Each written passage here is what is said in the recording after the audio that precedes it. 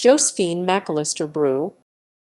Josephine Macalister Brew, 18 February 1904 – 30 May 1957, was a British educationist and youth worker, a pioneer of social group work as a vehicle for social education. Her 1946 work Informal Education was the first text to deliberately employ the term and the first solo-authored work on the subject. Life and work. Josephine Macalister Brew was born Mary Winifred Brew in Annalee, Wales, the daughter of Frederick Charles Brew, a boot and shoe dealer. She studied history at the University of Wales, Aberystwyth. In 1932, Brew moved to Cardiff to study for her Doctor of Law. In Cardiff, Brew began her lifelong involvement in youth and community work, working with the Bewtown Women and Girls Club and South Wales educational settlements. She later became a youth officer in Lincoln, where she acted as secretary of the Lincoln Federation of Girls' Clubs. Subsequently, Brew served on the executive committee of the National Association of Girls' Clubs, later the National Association of Girls' Clubs and Mixed Clubs, for whom, following a comparatively short period as youth officer for Oldham, she was appointed education secretary in 1942. Among her colleagues, there were Eileen Younghusband and Pearl Jeffcott.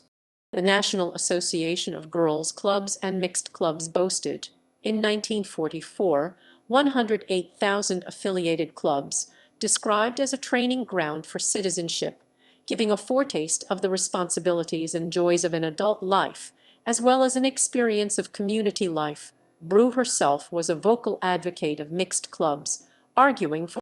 Brew also played a key role in creating the Pilot Girls Award launched in 1958, part of the Duke of Edinburgh's award scheme, initiated 2 years earlier in 1956.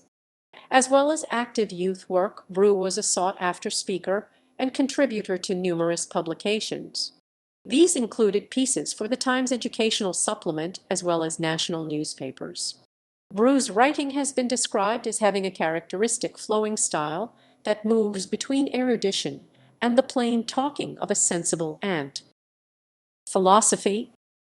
Brew believed that society had a responsibility to prepare its young people for their role as future citizens in a rapidly changing world.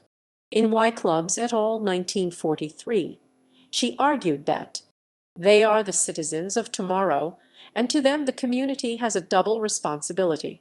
Firstly, to provide each one of them with the possibilities of full and harmonious development, and secondly, to try to ensure that they are fitted to be members of the community of the future.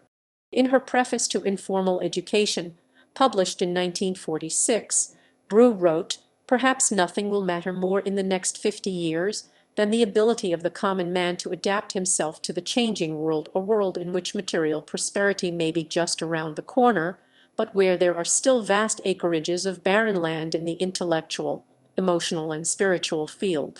For Brew, the function of youth work was educating individual personalities with powers of judgment who will indulge in group living in the service of a social ideal. She believed that involvement in youth clubs and opportunities for association with others would best equip young people for the requirements of active citizenship, that it is in the interplay of social relationships that real and full individuality is attained.